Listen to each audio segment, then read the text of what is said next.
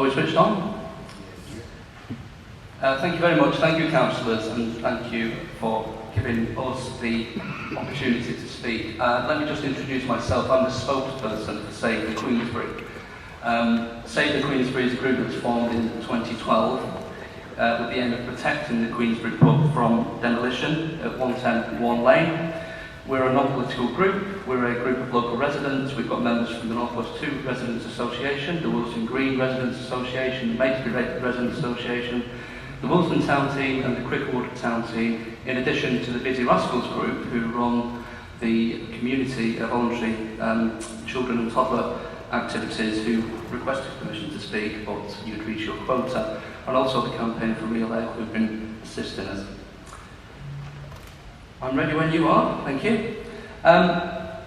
For those of you around the table, which are probably numerous, just to tell you that Save the Queensbury is about more than saving a pub. That was our first outset aim, and we've been going now for 7 years.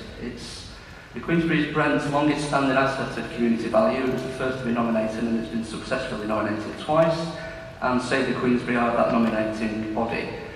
But the Queensbury is more than a pub. 110 Warne Lane has been used continuously as a community building since the late 1800s. Firstly as a nursery farm, and then as a doctor's surgery, then as a constitutional club, a conservative club, and then a pub in the last 10 or 12 years. The Queensbury houses, it's got a special place in the community. If you think about the last 10 years and the austerity measures that are in place, the Queensbury has a special place for baby and toddlers and new parents in the area since the closure of children's centres and other things, run by Busy Rascals with a number of businesses and voluntary groups associated. And that opens up 6 days a week in the morning, and in the afternoon is your regular pub. This is the 5th and 6th applications, in spite of what's stated in the report. This is the 5th and 6th applications that we've challenged. We accept the principle of development on the site, but we've consistently objected to the scheme that sees the loss of this, which we see as a historic heritage building in its setting. It's a building of significant public benefit, and this is a material planning consideration. We've got sufficient concern that the new pub, which is being promised, will not materialise in the proposed scheme. We can say a little bit more about that later. And therefore, nor will the community activities. Officers have previously recommended the demolition of the pub. We've sat in this very room and we fought against decisions that officers have recommended. And you were warned, your predecessors were warned, about a costly appeal and how damaging that would be. That appeal took place. Your members were brave. We were a Rule 6 party. That means we sat through the 5-day public inquiry, and we continued throughout to fight the corner. And that appeal was upheld. Okay, and now we fast forward to these applications. The appeal sets the context and the benchmark for the decisions before you this evening, and the matters of the appeal are relevant tonight. That appeal resolved in great detail the matters which have been sidelined as future conditions in your report and part of this decision. In the summary of key issues, that you were told that the principle of development is accepted because the proposal includes a public house and housing to help meet London's targets. Well, look at the housing. At 48 flats, this is short of the 55 which was refused to appeal. The inspector wrote in that appeal report, paragraph 82, the numbers involved in relation to housing would not be great. None of the benefits would be of very great significance.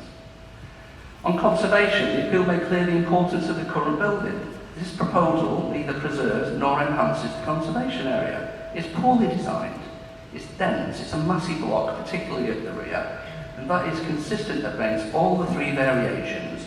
You're refusing one with the first plan tonight. There's one already refused, which is strikingly similar to Scheme B, which is being recommended for approval tonight. On the public benefit, the developers provided a statement of community involvement. 3,000 plus addresses were contacted, a website was set up, an exhibition was held. Incidentally, the developer didn't arrive at that exhibition, so we didn't have a chance to chat. It was attended by 32 people. No option was given to present to retain the building, just Scheme A and Scheme B as a straight choice. Most of the comments received were about the preservation of the Queensbury, and only 3 people made a choice. At 5.1 of the statement, it says there was consensus from feedback received.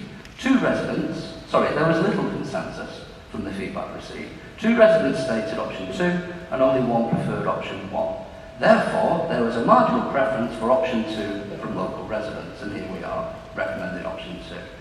On the back of a consultation, Scheme B was preferred by just one person after a binary choice of Scheme A or Scheme B. Clearly then, there's no public benefit in front of you, just harm. It's clear that the sheer number of objections and the lack of appetite for either design gives you sufficient cause and ample material planning reason to refuse permission. This proposal misses targets on housing.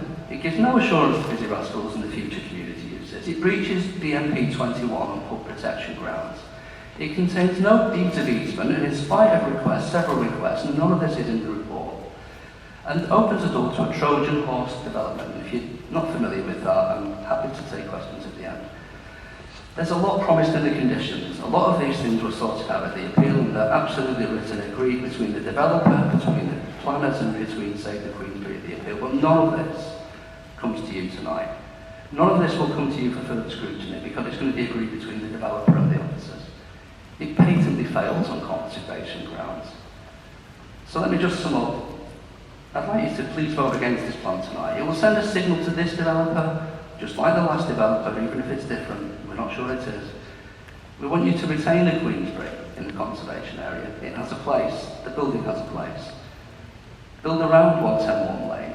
Bring back a sympathetic scheme, but please, build around 110. Don't demolish it. I'm happy to take questions now. Thank you very much for the time and especially the double minutes.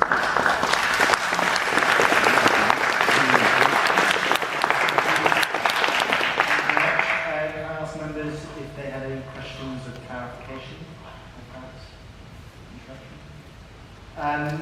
I guess from my side, I'm wondering, just to kind of drill into that point you made earlier about acceptance of the principal development of the site, but not obviously these applications and the loss of the building. So what kind of development are you sort of envisaging in the perfect world?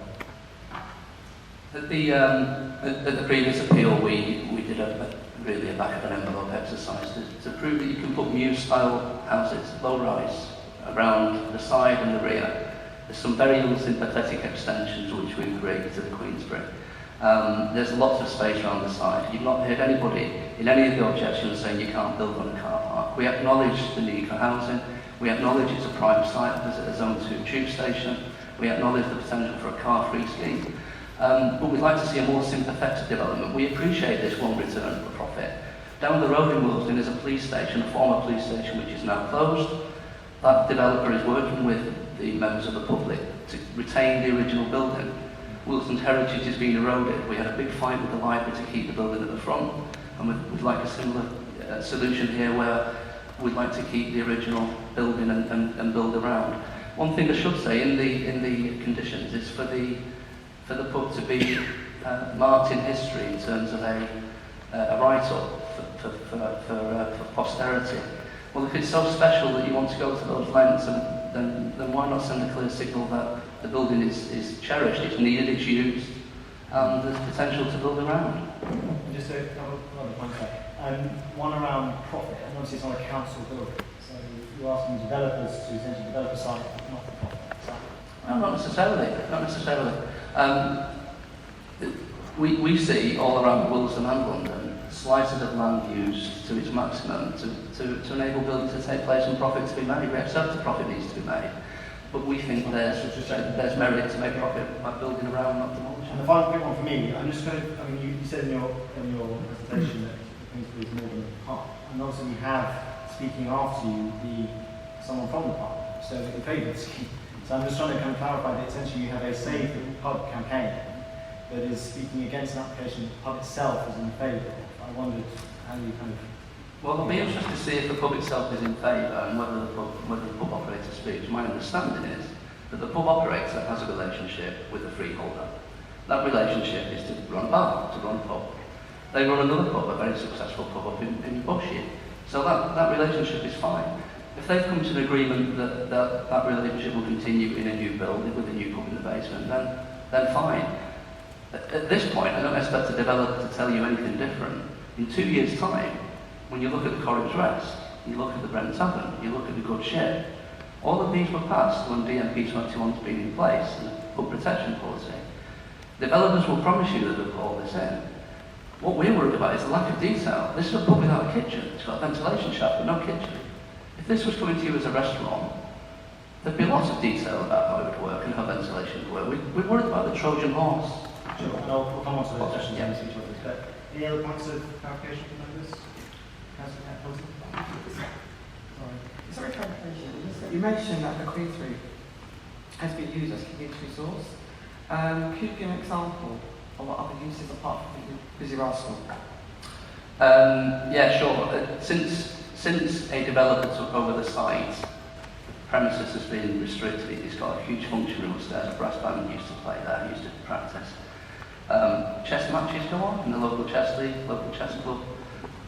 Weddings, funerals, wakes. I've been to many a party there. The National Childbirth Trust used to, I'm not sure if they still do, run a breastfeeding and new mothers classes Tuesday mornings drop-in. I think it's still Tuesday, Charmaine can confirm. She's given you some testaments today.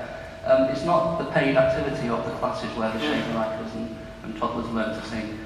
It's more than that, it's the socialisation element, and there are a few places that are safe, that are shaped like this, where the toilets are on the same place, that you can change a baby and still take part, where you can get a coffee while your little one's having fun.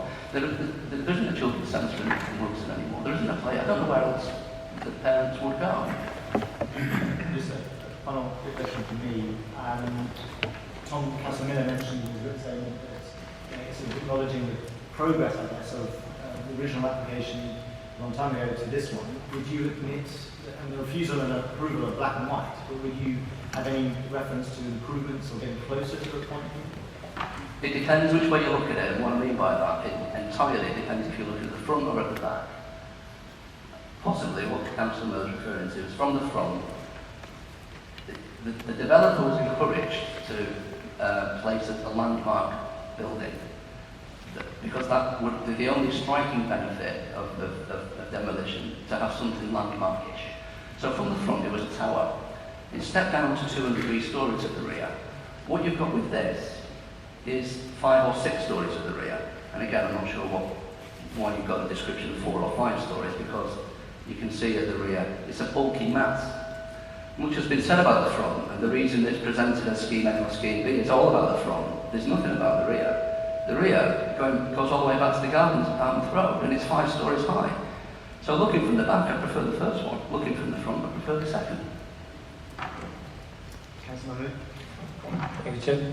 Just want to ask you, this is obviously not the first building of this size in conservation area. There are a number of other buildings just beside it and probably about 100 yards from it.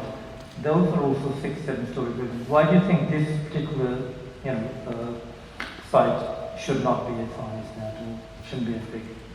I don't think there's a building as tall as this, i.e. the existing building or the proposed building in Queensbury Conservation Area. I think maybe you're referring across the railway tracks to a different place.